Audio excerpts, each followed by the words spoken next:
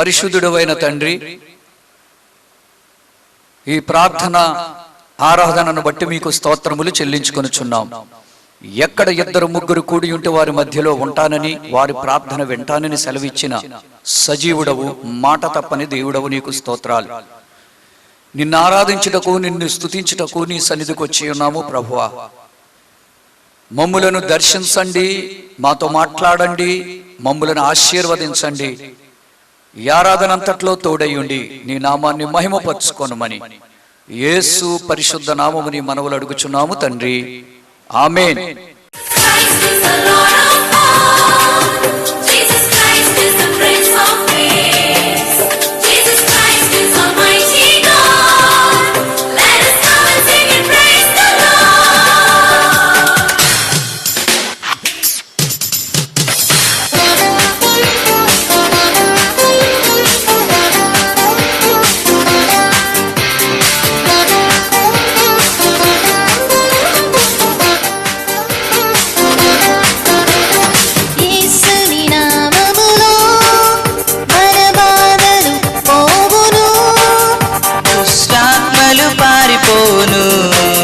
శోధనలో జయమొచ్చును, మృదులతో నిండు జీవమొచ్చును, హృదయములో నెమ్మదొచ్చును.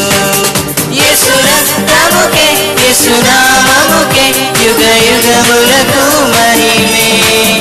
అభిషేకులకు, తన దాసులకు ప్రతి సమయమున జయమే.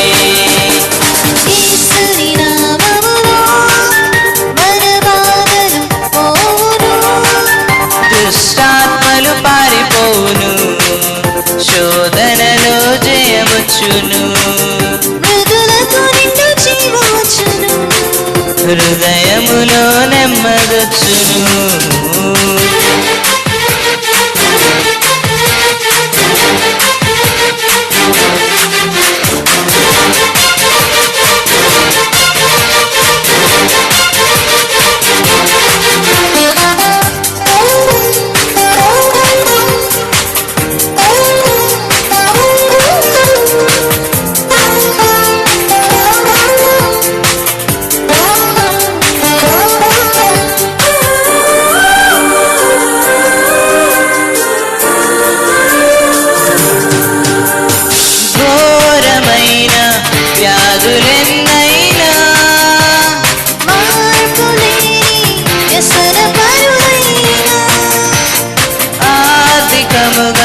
లోటులెన్నున్నా ఆశలు నిరాశలే అయినా, ప్రభు యేసుని నమ్మినచో నీవు విడుదల పొందెదవు, పరివర్తన చెందినచో పరలోకం చేరెదవు. యేసు రక్తముకే, యేసు నామముకే యుగ యుగములకు మహిమే. అభిషేకులకు, తన దాసులకు ప్రతి సమయమున జయమే. యేసుని నామములో బలబాధలు పోవును, దుష్టాత్మలు పారిపోవును, శోధనలో జయమొచ్చును, మృదులతో నిండు జీవమొచ్చును, హృదయములో నెమ్మదొచ్చును.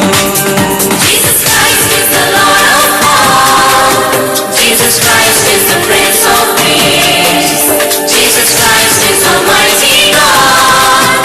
Let us come and sing and praise the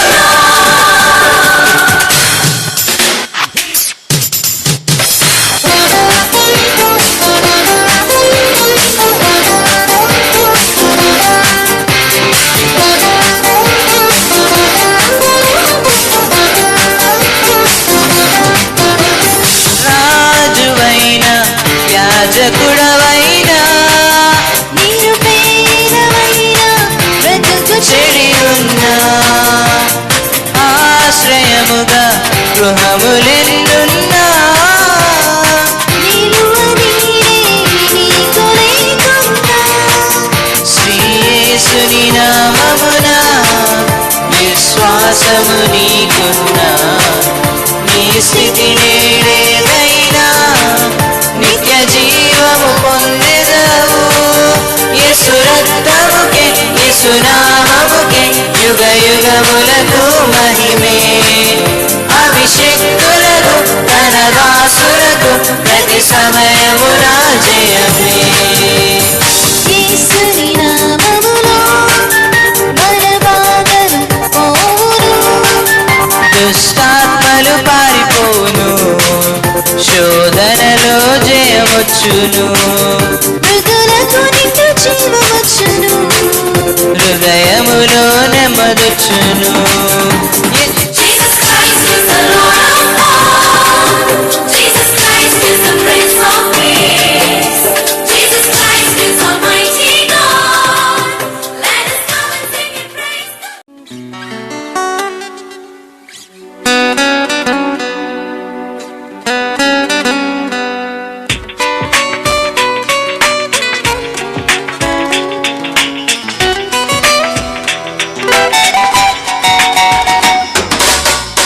ప్రియమైన యేసయ్యా, ప్రేమకే రూపమా, ప్రియమార నిన్ను చూడని. ప్రియమైన యేసయ్యా, ప్రేమకే రూపమా, ప్రియమార నీతో నుండని. నా ప్రియుడా యేసయ్యా, ఆశతో ఉన్నానయ్యా. నా ప్రియుడా యేసయ్యా, ఆశతో ఉన్నానయ్యా. ఆనందము సంతోషము నీవేనయ్యా, ఆశ్రయము నీ ప్రేమయే నాయడా. ఆనందము సంతోషము నీవేనయ్యా, ఆశ్రయము నీ ప్రేమయే నాయడా.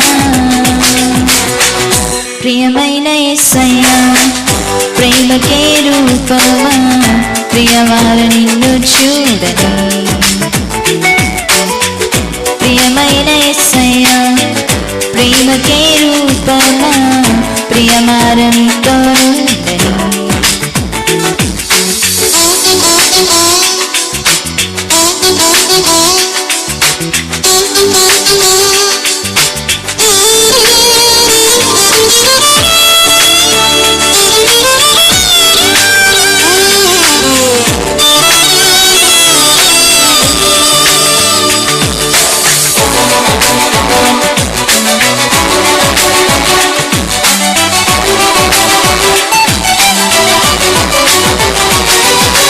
జుండె తేనె దారల కన్నా మధురమైన నీ ప్రేమను, అతి సుందరమైన నీ రూపులు మరువలేను దేవా. జుండె తేనె దారల కన్నా మధురమైన నీ ప్రేమను, అతి సుందరమైన నీ రూపులు మరువలేను దేవా. నా ప్రియుడా యేసయ్యా, ఆశతో ఉన్నానయ్యా. ఆనందము సంతోషము నీవేనయ్యా, ఆశ్చర్యము నీ ప్రేమయే నాయడా. ప్రియమైన యేసయ్యా, ప్రేమకే రూపమా, ప్రియమార నిన్ను చూడని. ప్రియమైన యేసయ్యా, ప్రేమకే రూపమా, ప్రియమార నీతో నుండని.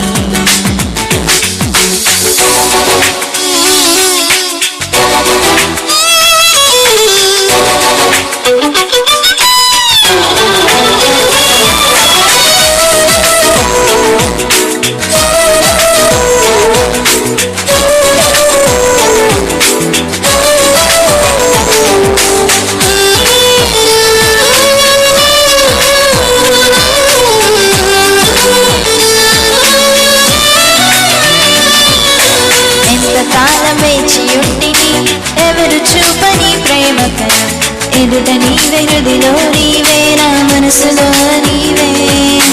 ఎంతకాలం వేచి ఉంటిని ఎవరు చూపని ప్రేమకై.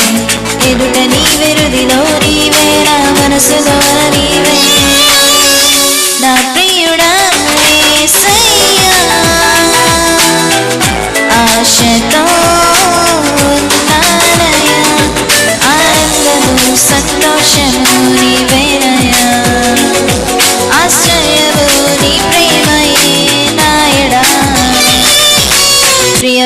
యేసయ్యా ప్రేమకే రూపమా ప్రియమార నిండు చూడని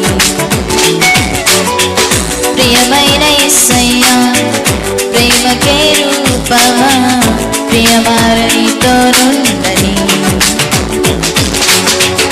నా ప్రియుడా యేసయ్యా ఆశతో ఉన్నానయ్యా నా ప్రియుడా యేసయ్యా ఆశతో ఉన్నానయ్యా ఆనందము సంతోషము నీవేనయ్యా ఆశ్రయము నీ ప్రేమయే నాయనా ఆనందము సంతోషము నీవేనయ్యా ఆశ్రయము నీ ప్రేమయే నాయనా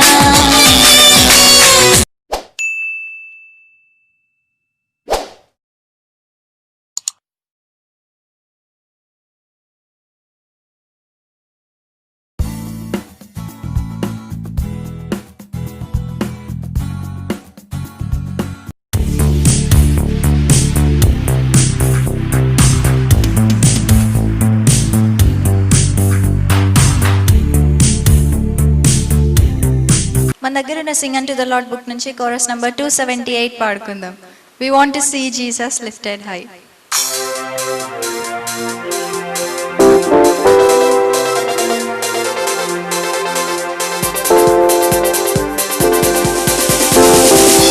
We want to see Jesus lifted high, a banner that flies across this land, that all men might see the truth and know He is the way to heaven.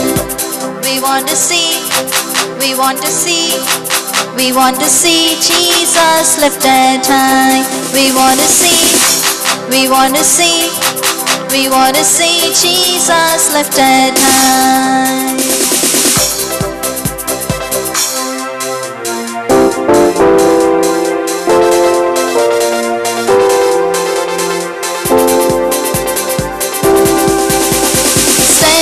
Step you're moving forward, little by little taking ground. Every prayer a powerful weapon, strongholds come tumbling down and down and down and down and down. We want to see, we want to see, we want to see Jesus lifted high. We want to see, we want to see, we want to see Jesus lifted high. We want to see Jesus lifted high, a banner that flies across this land, that all men might see the truth and know He is the way to heaven.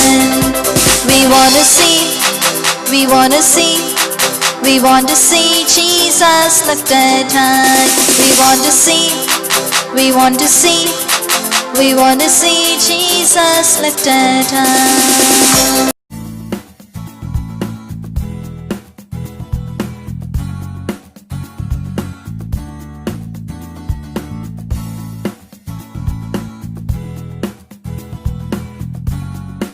మన దగ్గర ఉన్న సింగ్ అంటు the lord book నుంచి chorus number 295 పాడుకుందాం.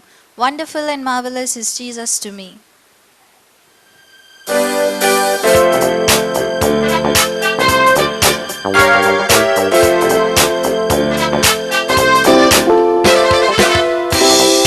Wonderful and marvelous is Jesus to me, sweeter than the honey in the honeycomb is sweet. My God is real, He will never fail. I will serve Him valiantly through all eternity. I will serve Him valiantly through all eternity. Wonderful and marvelous is Jesus to me, sweeter than the honey in the honeycomb is sweet. My God is real, He will never fail. I will serve Him valiantly through all eternity. I will serve Him valiantly through all eternity. తెలుగులో కూడా పాడుకుందాం.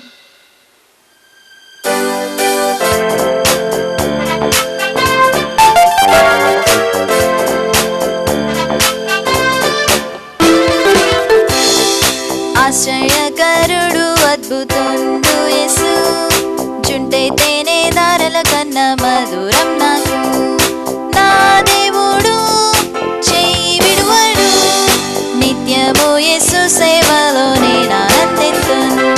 నిత్యము యేసు సేవలో నేను ఆనందింతును. ఆశ్చర్యకరుడు అద్భుతుండు యేసు, చుంటే తేనె దారల కన్నా మధురం నాకు. నా దేవుడు చేయి విడువడు, నిత్యము యేసు సేవలో నేను ఆనందింతును. నిత్యము యేసు సేవలో నేను ఆనందింతును.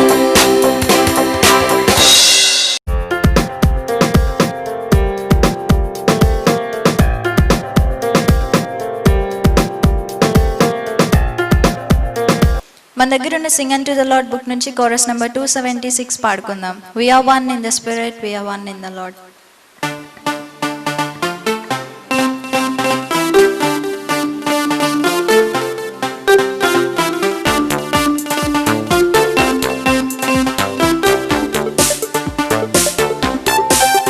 We are one in the spirit, we are one in the Lord. We are one in the spirit, we are one in the Lord. And we pray that all unity may one day be restored. And they'll know we are Christians by our love, by our love. Yes, they'll know we are Christians by our love.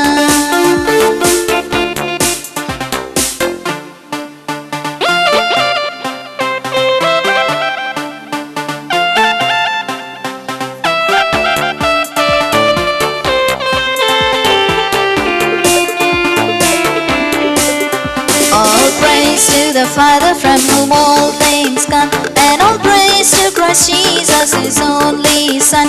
All praise to the Father from whom all things come, and all praise to Christ Jesus, His only Son. And all praise to His Spirit who makes us one. And they'll know we are Christians by our love, by our love. Yes, they'll know we are Christians by our love. తెలుగులో కూడా పాడుకున్నాం.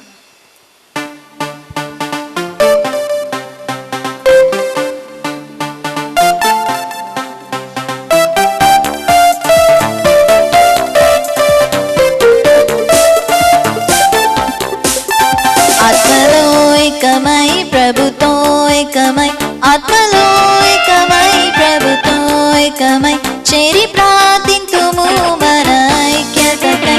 క్రీస్తు ప్రేమను చూచి గుర్తించెదరు, ఆయన బిడ్డలమని చూచెదరు.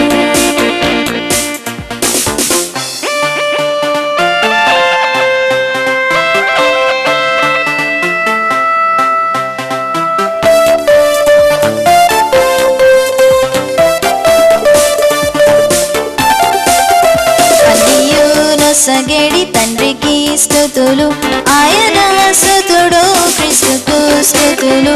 ఐక్యతనిచ్చిడి ఆత్మకు స్తుతులు, క్రీస్తు ప్రేమను మనలో చూచెదరు. క్రీస్తు ప్రేమను చూచి గుర్తించెదరు, ఆయన బిడ్డలమని చూచెదరు. ఆయన బిడ్డలమని చూచెదరు. తన పరిశుద్ధుడు అయిన తండ్రి, ఎక్కడ ఇద్దరు ముగ్గురు కూడి ఉంటే వారి మధ్యలో ఉంటానని సెలవిచ్చిన రక్షకుడా, మీ సన్నిధి మా మధ్యలో ఉన్నదని మేము విశ్వసిస్తున్నాం. నా నోటి మాటలు నా హృదయ ధ్యానము నీ దృష్టికి అంగీకారముగా చేసి, నీ ధర్మశాస్త్రములోని ఆశ్చర్యమైన సంగతులు గ్రహించినట్లుగా మా హృదయాలు మా కన్నులు తెరవండి. వినువారికి చెప్పువారికి తోడై ఉండండి. నీ రక్తం ప్రతి బిడ్డ మీదను ప్రోక్షించి వింటున్న ప్రతి బిడ్డతోనూ మీరు మాట్లాడి మీ నామాన్ని మహిమపరచుకొనమని యేసు పరిశుద్ధ నామముని మనవులు అడుగుచున్నాము తండ్రి, ఆమేన్.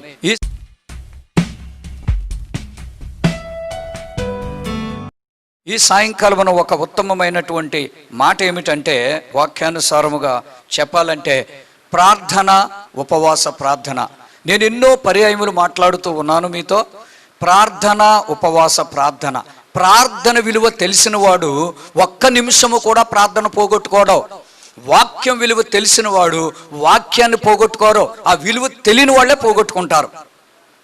స్నేహం విలువ తెలిసిన వాడు స్నేహాన్ని పోగొట్టుకోవడం.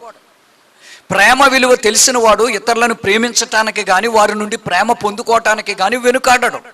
ఈ సత్యాన్ని మనం గమనించాలి. సంఘం చిన్నదే కావచ్చు, కానీ విత్తనాలు స్వచ్ఛ విత్తనాలు అయితే బస్తాడు ఉంటే ఉపయోగం ఏముంది, గుప్పుడు ఉంటే ఉపయోగం ఏముంది? ఏమండి, ఉపయోగం లేని వాళ్ళు ఎంతమంది ఉంటేమి చెప్తుంటారు, అన్యులు చెప్తుంటారు. అలాగని ఉపయోగం లేని వాళ్ళు 100 మంది ఉండే కంటే ఉపయోగపడే వాళ్ళు 5 ఉంటే చాలు అంటారు అన్యుల సామెత. కానీ బైబిల్ ఏం చెప్తుందంటే, దేవునికి ఆయన ప్రేమించేవాళ్ళు కావాలి, ఆయన సన్నిధిని ప్రేమించేవాళ్ళు కావాలి.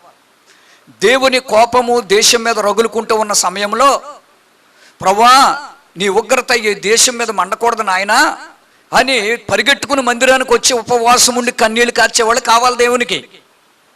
ఉన్నామా మనం అలాగా? స్వార్థపరులం కదా. మనల్ని మనం తినేసి దాచేసుకుని నన్ను దేవుడు కాపాడుతాడు, నాకు తోడు ఉంటాడు, ఎవడేమైతే నాకెందుకు అనుకుంటాం, పైకి చెప్పం. మనకు ఆ మనస్సు లేదు.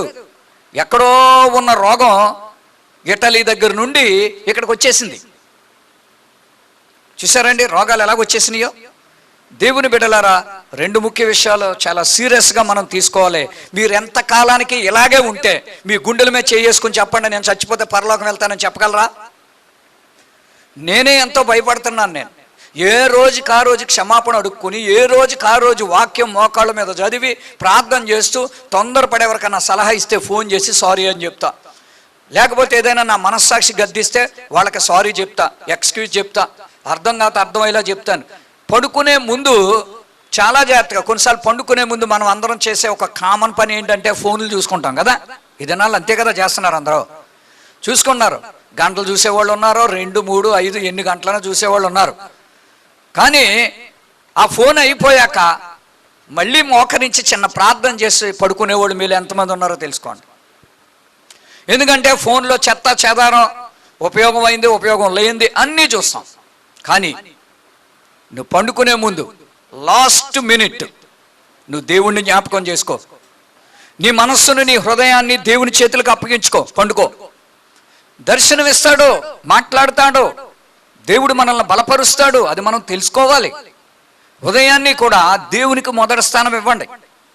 ఎంతకాలం అండి ఇంత సువార్త వింటూ కూడా చాలామంది సరైన ప్రార్థన చేయరు. దేవుని సమయాన్ని దొంగిలించేటటువంటి దొంగ క్రైస్తవులము మనం. దేవుని వాక్యంలో మనం కొన్ని సత్యాలు చూద్దాం క్లుప్తంగా. 2 విషయాలు మీకు చెప్తున్నాను, అనుభవంతో చెప్తున్నాను. నేను 36 సంవత్సరాల అనుభవంతో చెప్తున్నాను. మీకు నిజమైనటువంటి మనోధైర్యం కావాలంటే, నిజంగా దేవుడు ఉన్నాడో, ఎవరో చెప్తే చెప్పడం కాదండి, దేవుడు ఉన్నాడో, నేను పర్సనల్గా ఆయనతో మాట్లాడాను, పర్సనల్గా ఆయన నాకు దర్శనం ఇచ్చాడు, నన్ను ఎవడు ఏం చెప్పినా చెప్పపోయినా ఉన్నాడు. జనం అందరూ దేవుడు ఉన్నాడో అంటే ఉన్నాడండి, దేవుడు లేడండి అంటే లేడేమోనండి అంటారు జనాలు. ఎలా ఉన్నారో? వాళ్ళ భక్తిలో దృఢత్వం లేదు, ఓ స్థిరమైన మనస్సు లేదు. 10 మంది కలిపి నీ చుట్టూ ఉండి ఏదైతే ఏమంటారో దానికి నువ్వు రైట్ కొడతావు. 10 మంది కాదు, నీ చుట్టూ వేల కొలది మంది ఉండి దేవుడు లేడన్నా సరే దేవుడు ఉన్నాడు అని నువ్వు చెప్పుకోగలగాలి. ఈ దినాన ఎవడికండి భయము, పిరికితనము? ఎవరికో తెలుసా? దేవుడు లేనోళ్ళకి. దేవుడు లేనోళ్ళకండి. కరోనా క్రైస్తవులకు రాదని నేను అన్నా, వచ్చినా కూడా నువ్వు పాజిటివ్ రా నెగిటివ్ రా, దేవుడు నమ్ముకునే వాళ్ళు బతుకుతారు. 11వ అధ్యాయంలో అదే రాసి ఉంటుంది, తీయక్కర్లేదు, యోహాను సువార్తలో. బ్రతికి నా యందు విశ్వాసం ఉంచేవాడు చనిపోడు. చచ్చిపోయిన వాళ్ళు మళ్ళీ ఇంకోసారి చస్తారా ఏంటి చెప్పండి? ఆత్మలో చచ్చిపోయిన వాళ్ళు మళ్ళీ ఇంకోసారి చావలసిన పని లేదు. ప్రార్థన, ఉపవాస ప్రార్థన 2 మాటలు మనం చూసుకుందాం ఇక్కడ. 5వ వచనంలో 6వ వచనంలో 5వ వచనం మనం చూసినట్లయితే, మీరు ప్రార్థన చేయనప్పుడు వేషధారులాగా ఉండకూడదు. What is this? What is the hypocrisy? వేషధారణతో కూడిన ప్రార్థన ఏంటంటే, ఎదుటివాడు వింటానికి గొప్పగా చేసే ప్రార్థన వేషధారణ ప్రార్థన. నాలో ఈ తుప్పుందని తెలిసి కూడా దానిని ఒప్పుకోకుండా చేసే ప్రార్థన వేషధారణ ప్రార్థన. అయ్యో నా బిడ్డ మారలేదు, నా కూతురు మారలేదు, నా భర్త మారలేదు, నా భార్య మారలేదు, మాలో ఈ చెడు అలవాట్లు ఉన్నాయని దేవుని దగ్గర కన్నీటితో పశ్చాత్తాపడి ఏడవకుండా వాళ్ళ కోసం వీళ్ళ కోసం దానికోసం దీనికోసం స్టార్టింగే అది చేయకూడదు. స్టార్టింగ్ ప్రభువుని స్తుతించాలి. ఆయన చేసిన మేళ్ళు, అద్భుతాలు, మన పట్ల చేసిన కార్యాలు. నీ ప్రార్థనలో 2వ మెట్టు ఎలా మారాలంటే పశ్చాత్తాపంలో మారాలి. అయోగ్యురాలైన నాకు ఎంత కృప చూపాడు దేవుడు, నేనెంత, నేను ఇన్ని తప్పులు ఇన్ని పాపాలు చేస్తున్నాను అయినా దేవుడు క్షమిస్తున్నాడని మన పాపములను బట్టి సిగ్గుపడుతూ పశ్చాత్తాపడుతూ పాపముల మీద జయమిమ్మని విడుదలిమ్మని ప్రార్థన చేయాలి. మూడవదిగా విజ్ఞాపన ప్రార్థన చేయాలి. నశించిపోతున్న వారి కొరకు, దేశం కొరకు, ప్రజల కొరకు. మనం స్టార్టింగే మనం ప్రార్థన చేస్తే ఏం చేసేస్తాం? వాళ్ళని కాపాడు, వీళ్ళని కాపాడు, అది ఇది ఎక్కడవుతుంది మరి? ఇంత ప్రార్థన చేస్తున్నాం, ఏం అవ్వట్లేదే. ఎందుకు అవట్లా? మన ప్రార్థనలో శక్తి లేదండి. పైపై డబ్బా మనకు అలవాటైపోయిన ప్రార్థన చేస్తున్నాం. మనకు అలవాటైంది కాదు. దేవునికి ఇష్టమైన ప్రార్థన మనం చేయాలి. వేషధారణ ప్రార్థన అంటే ఎలా ఉంటుందంటే గొప్పతనం చూపించుకునే ప్రార్థన, పాపపు ఒప్పుకోలు లేని ప్రార్థన, సిలువను ధ్యానిస్తూ నా కోసమే నువ్వు సిలువలో చనిపోయావు ప్రభా అని మాట్లాడలేని ప్రార్థన, నా చుట్టూ ఉన్న ప్రజల మధ్య నేను మాదిరిహీనుడిగా మాదిరిహీనురాలుగా ఉన్నాను ప్రభుని పశ్చాత్తాప పడలేని జీవితం. లూకాసు వార్త 18వ అధ్యాయము 9వ వాక్యములో నుండి మనం ఓ మాట చూసుకోవచ్చు. తామే నీతిమంతులు అని తమ్ము నమ్ముకొని ఇతరులను తృణీకరించు కొందరితో ఆయన ఈ ఉపమానము చెప్పాను. ప్రార్థన చేయుటక 2 మనుష్యులు దేవాలయమునకు వెళ్ళిరి. వారిలో ఒకడు పరిసయుడు, ఒకడు సుంకరి. పరిసయుడు నిలువబడి, దేవా నేను చోరుణ్ణి కాదు, అన్యాయస్తుని కాదు, వ్యభిచారుని కాదు, ఏళ్లలాగలేను, ఆళ్లలాగలేను, ఈ పక్కనున్న సుంకరలాగలేను, అందుకు నీకు కృతజ్ఞతలు. వారానికి 2 మార్లు ఉపవాసం ఉన్నాను, దశం భాగం ఇస్తున్నాను, ప్రార్థన చేస్తున్నాను. ఇదేనా దేవుడు అంగీకరించలేని ప్రార్థనలు, దేవునికి ఇష్టము లేని ప్రార్థనలు. దేవునికి ఇష్టం లేని ప్రార్థన ఎలా ఉండదో తెలుసు కదా మీకు. యెషయా గ్రంథం 58 ఒకసారి చూడండి. 58వ అధ్యాయము 4వ వాక్యం. మీరు కలహపడుచు వివాదము చేయుచు అన్యాయముగా గుద్దులాడుచు ఉపవాసముందురు. 5వ వాక్యం. అట్టి ఉపవాసం నాకు అనుకూలమా? మీరు ఏమనుకుంటున్నారు నా సహోదరి సహోదరులారా? మనసుల్లో ఆయాసము, మనసుల్లో కష్టము, సొణుగుడు, గొణుగుడు, నిర్లక్ష్యము, విసుగుదల, ప్రేమహీనత. నీ దినాలు ఎలాగున్నాయంటే ఒక కుటుంబంలో ఒక ఇంటి యజమానుడు కానీ యజమానురాలు కానీ మంచి భక్తి కట్టుకుని మంచి మెట్లో ఉంటే మిగిలిన వాళ్ళు అందరు కిందకి లాగేస్తున్నారు.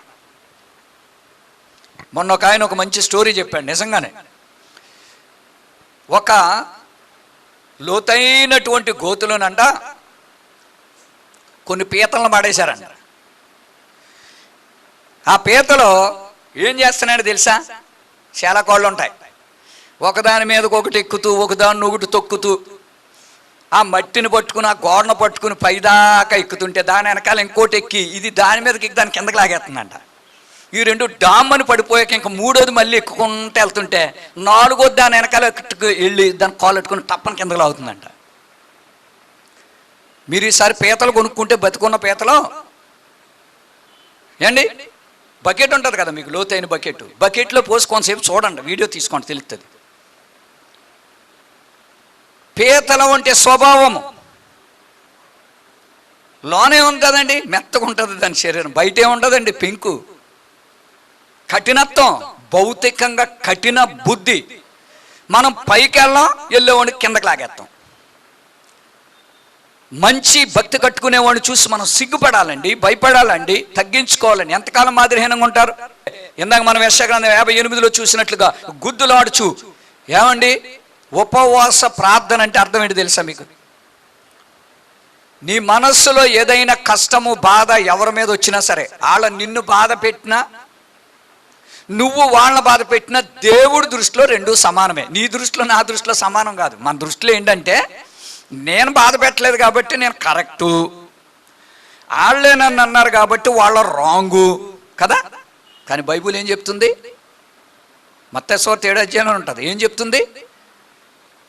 వాళ్ళ తప్పు చేసినా నువ్వు తప్పు చేసినా మీ ఇద్దరి మధ్యలో జరిగింది కాబట్టి నువ్వు దేవుని ఎరిగిన బిడ్డగా నీ హృదయాన్ని సరి చేసుకుని, జరిగింది ఏదో జరిగిపోయింది బ్రదర్, మన ఇద్దరం ఇలాగా తొందరపడి మాట్లాడుకున్నాం, నాదే తప్పు, నన్ను క్షమించు. నాది తప్పు అనాలా? తప్పు నాది కాదు కదా.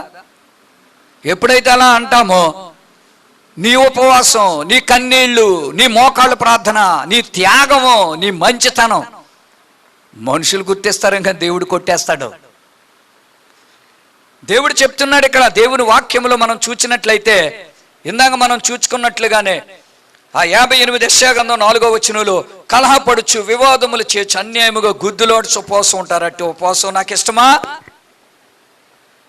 మరి ఎలాంటి ఉపవాసం ఇష్టం?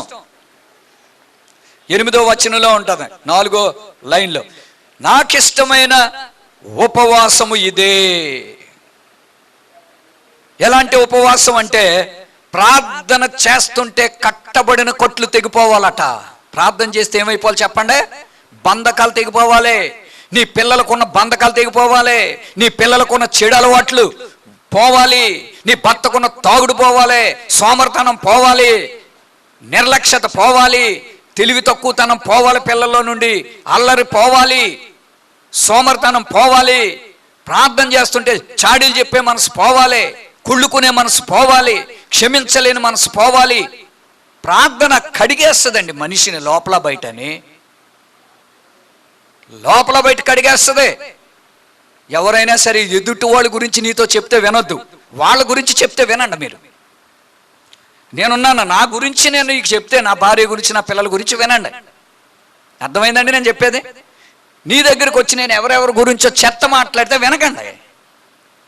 చెప్పేవాళ్ళు ఎలాంటి వాళ్ళు గ్రహించండి. అదేనా మన డ్యూటీ? దేవుడిచ్చిన డ్యూటీయా ఇది? సైతానుడు ఇచ్చిన డ్యూటీయా? ఏం డ్యూటీ మనం చేస్తున్నాం? సైతానుడిచ్చే డ్యూటీకి కూడా జీతం ఉంది. అదేంటంటే అవమానం, నిందలు, మనశ్శాంతి లేకపోవటం, నిద్ర పట్టకపోవటం, ఆరోగ్యం లేకపోవటం, శాంతి లేకపోవటం, రక్తపాతం, దెబ్బలాట్లో, కొట్లాట్లో, కోర్టులు, పోలీస్ స్టేషన్లు, హార్ట్ అటాకులు, రోగాలు, మరణము. జాగ్రత్త. దేవుని వాక్యం ఎంత చక్కగా చెప్తుంది. ఆయనకి ఇష్టమైన ఉపవాసం, కొట్లు తెగిపోవాలి, కాడుమారు మోకులు పోవాలి. 6వ వాక్యంలో ఉంటుంది అన్నమాట 58 యెషయా-గ్రంథంలో. బంధింపబడిన వాడు విడిపించబడాలి. నీ ఇంట్లో బంధకాలు లేవా? ప్రార్థన పట్ల మనకు ఆసక్తి కావాలి. అది ఉపవాస ప్రార్థన అయినా సాధారణ ప్రార్థన అయినా ఏం కావాలి చెప్పండి? ఇంట్రెస్ట్, డిజైర్, ఆసక్తి, ఆశ లేవాలి. ఆశ లేకపోతే ప్రార్థన రాలేదు. దాని ముందు 3 చూడండి. ఒకటి ఆసక్తి. ఆసక్తి ఉందా? నిజమైన ఆసక్తి మనకే. దేవుడు మన ఆసక్తిని చూస్తాడు, మన ఆశను చూస్తాడు. రెండవది పట్టుదల ఉండాలి. పట్టుదల ఉన్నదా? పట్టుదల ఏంటంటే తప్పక నేను చెయ్యాలి. నా దేవుని ముందు నేను ఓడిపోకూడదు, సంఘం ముందు నేను ఓడిపోకూడదు, వాక్యములో నేను ఓడిపోకూడదు, పరలోకం వెళ్ళటంలో నేను వెనుకబడకూడదు, నేను విడిచిపెట్టబడకూడదు, నేను నరకానికి వెళ్ళకూడదు. ఏమైనా పట్టుదల ఉందా మనకి? నేను ఎందుకు ప్రార్థనలు ఎదగలేకపోతున్నాను? పట్టుదల లేకుండా ఎవడో దేనిని సాధించలేడండి. దేవుని బిడ్డలారా, మూడవది ఏంటంటే భయభక్తులు కావాలి మనకి. ప్రార్థన చేయటానికి ఏం కావాలి? భయము కావాలి, భక్తి కావాలి. ఎలాంటి భయం కావాలి? అమ్మో, నేను దేవుని సన్నిధిలో ప్రార్థన చేయకపోతే, నేను ప్రార్థన చేయకుండా ఈ ఉదయ కాలాన్ని పని మొదలెట్టానంటే సక్సెస్ అవ్వలేనేమో, నేను బాగా వండలేనేమో, ఎవరైనా వస్తే వాళ్ళకి బాగా సమాధానం చెప్పలేనేమో, ఒకవేళ నేను చేసే పని నా భర్తకు నచ్చదేమో, నా పిల్లలకు నచ్చదేమో, ఏమో ఎలాంటి శోధన వస్తుందో ప్రార్థన చేయకపోతే. ప్రభువుతో నేను ప్రారంభించాలి. భయముతో ప్రార్థన చేయాలి. ఎంత నిర్లక్ష్యం, సిద్ధపాటు ఉండదు, ఒప్పుకోలు ఉండదు, హృదయం నిండా ఆయాసం, సాక్ష్యం ఉండదు. ప్రార్థన గురించి 2 ముఖ్య విషయాలు మీకు చెప్పాలి. ఇక్కడ ఏమైతే చూసామో లూకాసు వార్త 18వ అధ్యాయంలో ఒక మాట చెప్తున్నాను మరలా నేను. ఇక్కడ ఏం చూస్తున్నామంటే దేవుని వాక్యంలో ఈ పరిసయ్యుడు ప్రార్థిస్తున్నాడు. ఆ తరువాత 13వ వాక్యములోనికి వచ్చినప్పుడు ఏం చూస్తామంటే, అయితే సుంకరి దూరమున నిలుచుండి ఆకాశము వైపు కన్నులెత్తుటకైనను ధైర్యము చాలక రొమ్ము కొట్టుకొనుచు, దేవా పాపినైన నన్ను కరుణించుమని పలికెను. 14వ వాక్యం, పరిసయ్యుని కంటే సుంకరి నీతిమంతుడుగా తీర్చబడెను. కానికిస్తున్నాడు, అన్ని చేస్తున్నాడు, ఎక్సలెంట్ డ్రెస్ వేసాడు, ప్రార్థన బ్యూటిఫుల్ గా ఉంది. సుంకరి పరిసయ్యుడు వాళ్ళిద్దరు ప్రార్థన చూడండి. దేవుడు ఇష్టపడిన ప్రార్థన, దేవుడు ఇష్టపడలేని ప్రార్థన, తగ్గింపుతో కూడిన ప్రార్థన, గొప్పతనంతో చేసిన ప్రార్థన. పరిసయ్యుడు ప్రార్థన గొప్పతనంతో చేస్తున్నాడు. ఆ పరిసయ్యుడు ప్రార్థనలో పశ్చాత్తాపం లేదు, ఇతరుల కొరకైనటువంటి భారము లేదు. దీనత్వము లేదు. కానీ ఇతనులో అయితే, సుంకరులు అయితే అలాంటి దీనత్వం ఉంది. ఎంత డిఫరెన్స్! నిజంగా వీళ్ళిద్దరు ప్రార్థన, ఈ వాక్యం లేకుండా, ఈ అధ్యాయం లేకుండా వాళ్ళిద్దరూ నిజంగా మన ముందు నిలబడి ప్రార్థన చేస్తే మనం ఏమంటామో తెలుసా? సూపర్ అంటాం. పరిసయ్యుని ఏమంటాం మనం? ఎంత బాగా చేశాడు, ఆ సుంకరకి ఏమీ తెలియదు, ఎప్పుడు అనగా వచ్చి కూర్చుని ఉన్నాడు. ప్రార్థన చేయరా బాబు అంటే మైకి ఇచ్చుకుని, పాపునైనా నన్ను క్షమించు ప్రభా యేసునామమున ఆమేన్ అన్నాడు. ఆడికి వచ్చి ప్రార్థన అంటాం మనం. ఒక్కటే ప్రార్థన అనేటటువంటిది దేవునికి దశమ భాగంలో మనం ఇవ్వాలి. 2.5 గంటలు దేవుని సన్నిధిలో ప్రతిరోజు ప్రార్థనలో గడపాలి. 6 నిమిషాలు తక్కువ, 6 నిమిషములు తక్కువ, 2 గంటల 30 నిమిషాలు దేవునికి ఇచ్చి తీరాలి. అది బైబుల్ వాక్యం. 2.5 గంటలు రోజుకి ఇస్తున్నారా? నువ్వు 1 నిమిషం కొరత కలిగి ఉన్నా కూడా శక్తి లేని ప్రార్థనగా నీ ప్రార్థన మారిపోద్ది. శక్తి కలిగిందే కానీ శక్తి లేనిదిగా మారిపోద్ది. అది తెలుసుకోవాలి మనం. 2.5 గంటల సమయం దేవునికి ఇస్తున్నావా? కౌంట్ చేసుకోండి. ఆ 2.5 గంటల్లో నువ్వు ప్రార్థన చేయొచ్చు, పాటలు పాడుకోవచ్చు, వాక్యం చదువుకోవచ్చు. 3 రకాలుగా నువ్వు దేవుని సన్నిధిలో గడపవచ్చు. ఉపవాస ప్రార్థన ఉంటే బైబుల్ వాక్య ప్రకారం నెహెమ్యా 9వ అధ్యాయంలో రాసి ఉంటుంది. అక్కడ ఏమని రాసి ఉంటుందంటే, 1 జాము సేపు ఉపవాసం ఉండి 1 జాము సేపు ప్రార్థన చేయొచ్చు, 1 జాము సేపు దేవుని వాక్యాన్ని చదువుతూ నిలబడి చదువుతూ ఉన్నారని బైబిల్లో. జాము అనగా 3 గంటలు. మనం ఏం చేస్తున్నాం? మన కన్నీళ్ళు ఎవరి కొరకు? మన ప్రేమ ఎవరి కొరకు? మన వేదన ఎవరి కొరకు? మన ఆసక్తి ఎవరి కొరకు? దేవుడు ఎందుకు మనల్ని ఎన్నుకుంటున్నాడు? దేవుడు ఎందుకు మనల్ని పిలిచాడు? బైబిల్ ఏమని ఉంటుంది తెలుసా? దేవుని వాక్యంలో, మీరు ఆశీర్వాదమునకు కారకులుగా ఉండుటకు దేవుడు మిమ్మల్ని పిలిచాడు. మందిరానికి మనం ఎందుకు వస్తున్నాం తెలుసా? శాపం తెచ్చుకోనా కాదు, మన పిల్లలకి మరణం తెచ్చుకోనా కాదు, మనం ఆశీర్వాదం పొందుకోవాలి, ఇతరులకు ఆశీర్వాదంగా ఉండటానికి. ఉపవాస ప్రార్థన అంటే నిజంగా పాత నిబంధన ప్రకారం అయితే 6 గంటలు దేవుని సన్నిధిలో గడపాలి. ఉదాహరణకు మనం ఎక్కడో 2 గంటలు గడిపేశాం, ఇంకెంత మిగులుద్ది చెప్పండి? 4. అమ్మ బాబోయ్, ఇదేం కాలిక్యులేషన్ రా బాబు, మరి తప్పదండి. అందుకే ఉపవాస ప్రార్థనలు మేము జనరల్గా 3-4 గంటలు గడిపేవాళ్ళం. ఇంటికి వెళ్ళి 1 గంట 2 గంటలు గడిపాం. ఇప్పుడు ఎలా ఉదయ కుటుంబారాధన, సాయంత్రం కుటుంబాలు, మేము 1 గంట, మేము 1 గంట గడిపేస్తాం. అంటే 1 గంట అక్కడ గడిపేశాం, ఎక్కడో 2 గంటలు గడిపేశాం, 3 గంటలు అయిపోయింది. ఇంకెంత మిగిలింది?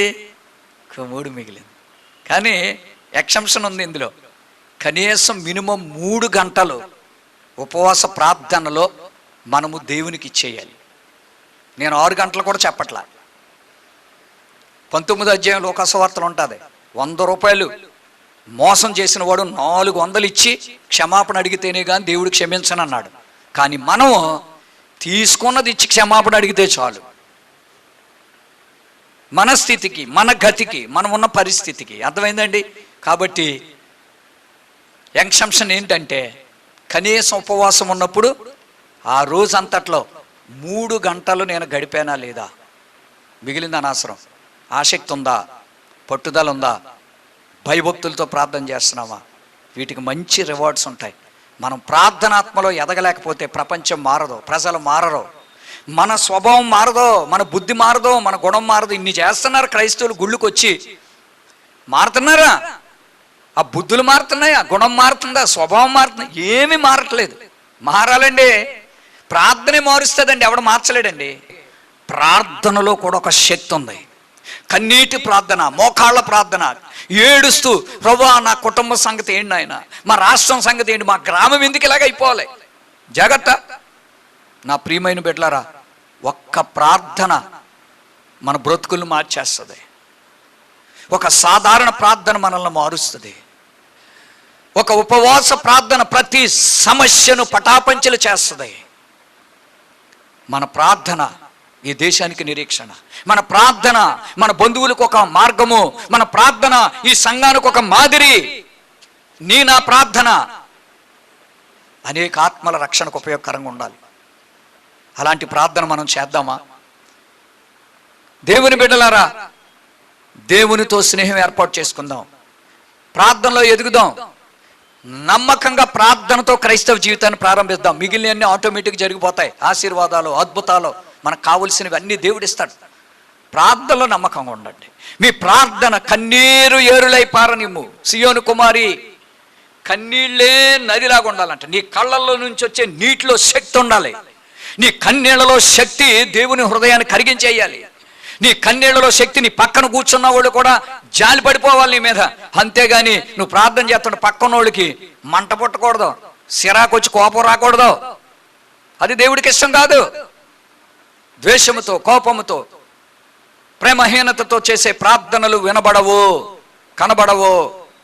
మనమందరం బాగోవాలని దేవుడు కోరుకుంటున్నాడు. అంచె దినాల్లో ప్రార్థనాత్మ ఉండదు. మెలకువ కలిగి ప్రార్థన చేయండి అన్నాడు దేవుడు. అన్నాడా లేదా? ప్రార్థన చేస్తున్నారా? మీరు గుండెల మీద చేసి కుటుంబ ఆరాధనలు ఎంతమంది జరుపుతున్నారో చూసుకోండి. కనీసం కరగంట జరపండి, మనసు పెట్టి జరపండి కుటుంబ ఆరాధనలు. దేవుడు నన్ను కలుసుకున్నాడో, నేను దేవుని కలుసుకున్నానో, ఆ ఒక్క అనుభవం మీ జీవితంలో సంపాదించుకోండి. దేవుణ్ణి నువ్వు కలుసుకోవాలంటే, నిన్ను దేవుడు కలుసుకోవాలంటే ఒకటే, నీ ప్రార్థనలో నమ్మకత్వం ఉండాలి. ప్రార్థనకు ఉపవాస ప్రార్థనకు మధ్య వ్యత్యాసాన్ని గమనించు. ప్రార్థన రోజు నువ్వు దేవునితో ఎలా గడుపుతున్నావు చూసుకో. ప్రార్థన గడిపే రోజును నువ్వు కోపం పెట్టుకుని, ఆయాసం పెట్టుకుని ఎలా పడితే అలా ప్రార్థన చేసేసినా పర్వాలేదులే కానీ చెయ్యమని నేను అంటలా. ఉపవాస ప్రార్థన వచ్చేసరికి నువ్వు సరెండర్ అయిపో. ఎలాంటి పాపమైన ఫోన్ చేసేసి ఒప్పేసుకో. తమ్ముడు అహరోను నీ గురించి వ్యతిరేకంగా మాట్లాడాను, సారీ తమ్ముడా క్షమించు. క్షమిస్తారు లేదా అనవసరం, నువ్వు క్షమాపణ అడిగి. క్షమించు అనే మాట అంటే అయ్యో బాబోయ్, ఈరోజు క్షమించి అనేది ఒక చిన్న మాటలాగే ఉంది, కానీ రేపు గొప్ప అంధకారమైన మరణం నుండి, అగాధం నుండి రక్షిస్తుందండి ఆ మాట. ప్రార్థన చేసుకుందాం కళ్ళు మూసుకొని. అందరూ కళ్ళు మూసుకొని ప్రార్థన చేసుకుందాం.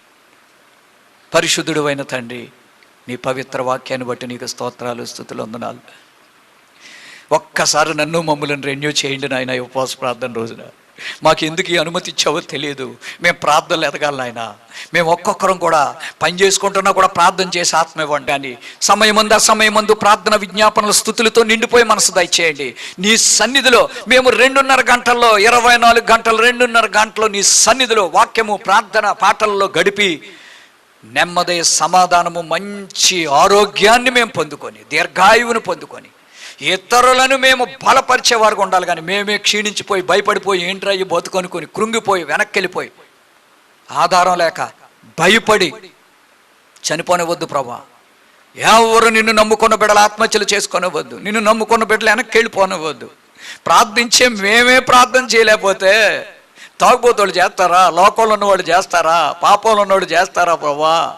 అన్నీ తెలిసిన మేమే 1 గంట 2 గంటలు గడపకుండా సైతానుడు ఎన్ని ఆటంకాలు. పిల్లల ద్వారా ఆటంకం, భర్త ద్వారా ఆటంకం, అత్తమామల ద్వారా ఆటంకం, అమ్మా నాన్నల ద్వారా ఆటంకం, బయటోళ్ళ ద్వారా ఆటంకం, ఫోన్ ద్వారా ఆటంకం, టీవీ ద్వారా ఆటంకం. ఎన్ని ఆటంకాలు బాబు!